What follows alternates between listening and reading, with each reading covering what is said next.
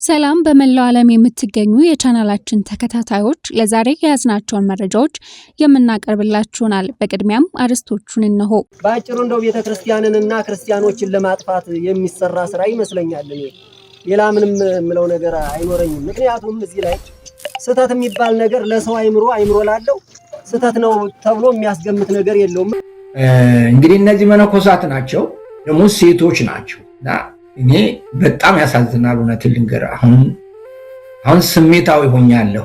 ባለፈው ባሩሲ የሆነውን እንባ እየተናነቀኝ ነበር እንትን ያልኩት። አሁን እውነቱን ነው የምነግርህ፣ እንባዬ ራሱ ደርቋል እና አይኔ እየተቀረደደ ነው እንጂ እንባ አይወጣው እና የሚገለጥበት ቋንቋ የለም።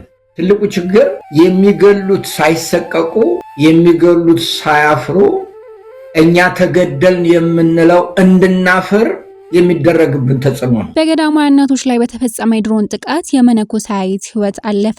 ለቀሲስ ዶክተር መዝገቡ ካሳ ዋስትና ተፈቀደላቸው።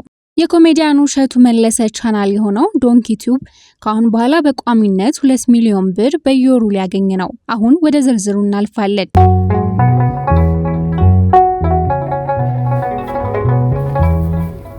በገዳማውያን እናቶች ላይ በተፈጸመ የድሮን ጥቃት የመነኮሳይት ሕይወት አለፈ። በደቡብ ወሎ ሀገረ ስብከት በመካነ ሰላም ወረዳ በሚገኘው ግዮን አባይ አቡነ አረጋዊና ቅድስት አርሴማ አንድነት ገዳም ላይ በተፈጸመ የድሮን ጥቃት የመነኮሳይት ሕይወት ማለፉ ተገልጿል።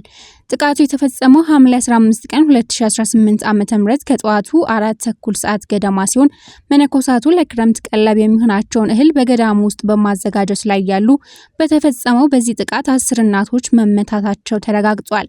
ይህንን ዜና እስካጠናቀርንበት ድረስ ከመነኮሳቱ መካከል እማሆይ ሀናና እማሆይ ወለተ ማርያም ወዲያውኑ ሕይወታቸው ማለፉ ታውቋል።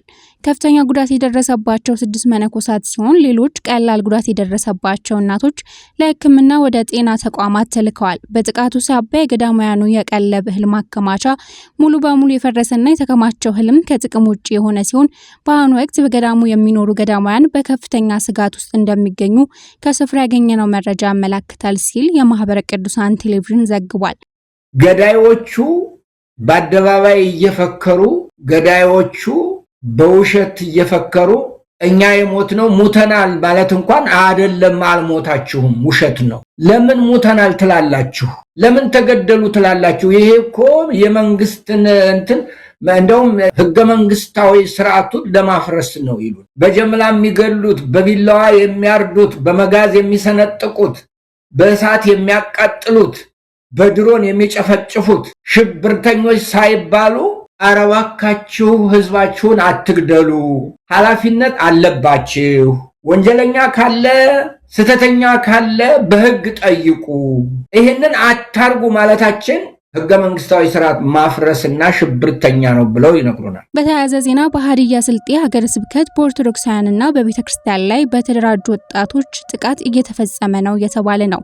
ይህን ተግባር የፈጸሙት ጨለማን ተገን በማድረግ በሌሊት ሲሆን በርካታ ምዕመናንም ጉዳት ደርሶባቸዋል።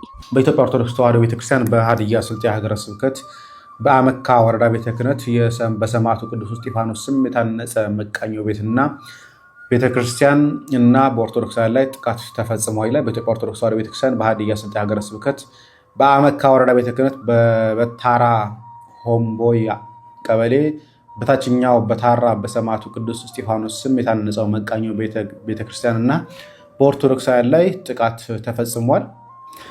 የሀዲያ ስልጤ ሀገረ ስብከት ጽሕፈት ቤት እንዳሳወቀው በቅዱስ እስጢፋኖስ ስም የታነጸው መቃኞ ቤተክርስቲያን በኦርቶዶክሳውያን ላይ የደረሰውን ጥቃት አስመልክቶ ከሚመለከታቸው የወረዳው የመንግስት አካላት ጋር ንግግር መጀመሩና ጥቃቱን የፈጸሙት አካላት ለህግ የማቅረቡን ስራ በወረዳው እየተሰራ መሆኑን የሀዲያ ስልጤ ሀገረ ስብከት ያገኘነው መረጃ ያመለክታል። የሀዲያ ስልጤ ሀገረ ስብከት ጽሕፈት ቤት በአመካ ወረዳ ቤተ ክህነት በታራ ሆምቦያ ቀበሌ የተፈጸመው ድርጊት የሚወገዝ መሆኑን እየተገለጸ የሚመለከታቸው የመንግስት ክፍሎች ጉዳዩን አጣርተው አፋጣኝ ምላሽ እንደሚሰጡ የተጠየቀ ሲሆን በኃይል መቃኞ ቤተክርስቲያን በማፍረስ በኦርቶዶክሳውያን ላይ ድብደባ መፈጸም ወንጀል መሆኑንና የሚመለከታቸው ክፍሎች ወንጀሉን ለህግ እንዲቀርቡ እየገለጸ ምዕመናንና ጉዳዩ ኦርቶዶክሳውያን በጨዋነት የተሞላ መንፈስ በትዕግስት እንዲከታተሉ ማለት እናሳስባለን ይላል። የነበረው መቃኞ ቤት የነበረ በቅርብ ጊዜ ተሰራ ይመስለኛል፣ አላውቅም። አደጋ ደርሷል። ደብድበዋቸዋል። እንደምትመለከቱት በቃሬዛ ጭምር ነው ሰዎቹ ያሉት። ያው ቤተክርስቲያኑን አፈርሰውት እንደዚህ አድርገውታል። ለቀሲስ ዶክተር መዝገቡ ካሳ ዋስትና ተፈቀደላቸው። የፌዴራል ከፍተኛ ፍርድ ቤት ልደታ ምድብ ችሎት ሐምሌ 16 ቀን 2018 ዓ.ም በዋለው ችሎት በፌዴራል ፖሊስ ቁጥጥር ስር ውለው ከአንድ ወር በላይ በእስር ላይ ለቆዩት ለቀሲስ ዶክተር መዝገቡ ካሳ የገንዘብ ዋስትና በመፍቀድ በዋስ እንዲፈቱ አዟል። በቂ ማስረጃ ሳይዙ ፍትህ የሚያዘገዩ የህግ አካላት ዋስትናው ሊሰጥ አይገባም በማለት ይግባኝ ካላቀረቡ ቀሲስ ዶክተር መዝገቡ የተወሰነውን የዋስትና ገንዘብ አስይዘው ከእስር ይፈታሉ ተብሏል። የኮሜዲያን እሸቱ መለሰ ቻናል የሆነው ዶንኪ ቲዩብ ካሁን በኋላ በቋሚነት 2 ሚሊዮን ብር በየወሩ ሊያገኝ ነው። ሰሞኑን የኮሜዲያን እሸቱ መለሰ ዶንኪ ቲዩብ በበጀት እጥረት የሰራተኛ መቀነስ አደጋ እንደገጠመው ሲገልጽ ነበር። እሸቱ ዶንኪ ቲዩብ ቻናልን እንታደግ $5 ወራዊ ክፍያ አባል ሆኑ ብሎ ያስተላለፈውን ጥሪ ተከትሎ ከ3000 በላይ በውጭ ሀገር የሚኖሩ ኢትዮጵያን በየወሩ $5 በመክፈል የቻናሉ ቋሚ አባላት ሆነዋል። ይህም በወር ወደ 3 ሚሊዮን ብር ገደማ የሚጠጋ ብር ይሆናል። ኮሜዲያን እሸቱ ከቀጥታ የቪዲዮ እይታና ከማስታወቂያዎች ከሚያገኘው ውጪ በየወሩ ከ2 ሚሊዮን ብር በላይ የተጣራ ገቢ ከደጋፊዎቹ እንደሚያገኝ የተነገረ ነው። ከዚህ በተጨማሪ ድምፃዊ ቴዲ አፍሮና ባለቤቱም ዳጎስ ያለ ገንዘብ አበርክተውለታል ተብሏል።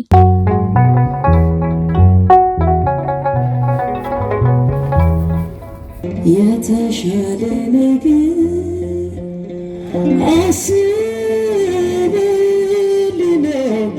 ፈተና በዛ ነገ መልካሙን ቀን አለ በዚህም አምናለሁ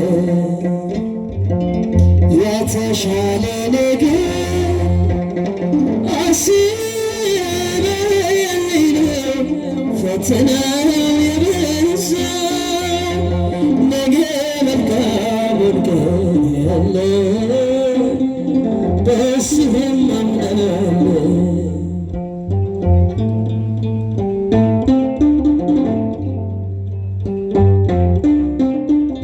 ሰው ነኝ መቼ እቸኩያለሁ የሀሳቤን ትንሻለሁ አንዳንዴማ በቃ ረሳኝ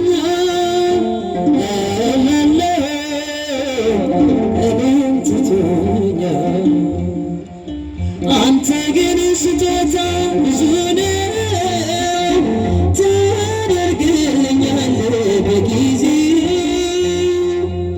አንተ እኮ አትፈልግም ውድቀቴን ሁልጊዜ በጭንቀት ማነባቴ የተሻለ ነገር አስበኝ ፈተና መልካሙን ቀን አለ በዚህም አምናለሁ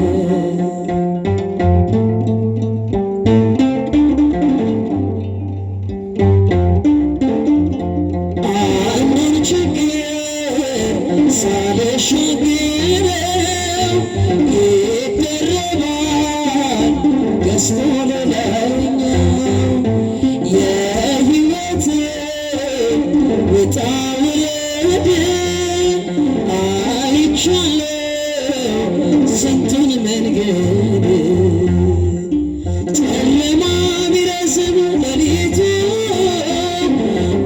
አይኔ ቀረብ ብርሃን ማየቱ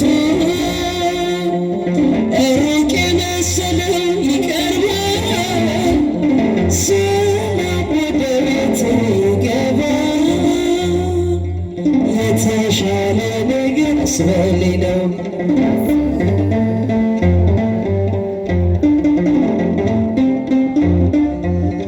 መልካሙን ቀን ያለ በስህም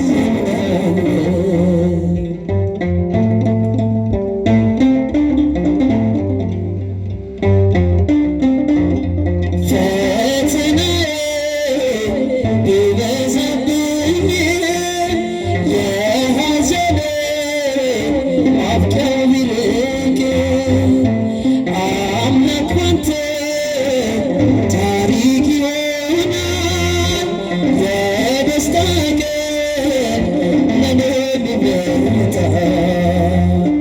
አንተ አትሳሳትም በሥራ ፍጹምና መልካም አባት ነህ እስከሚሆን ድረስ ተራዬ እጠብቅሃለሁ ጌታዬ የተሻለ ነገር ስለሌለ ነው ዘምሩ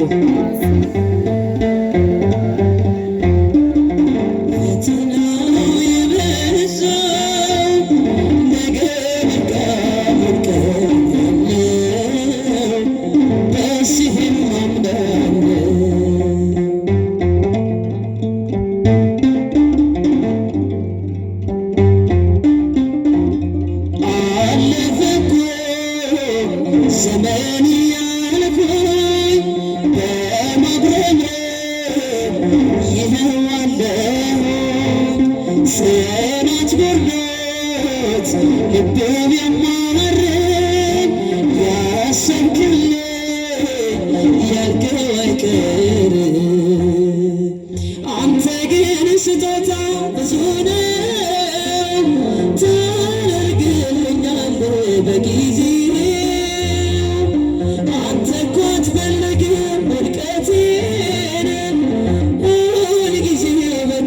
ማንባቴ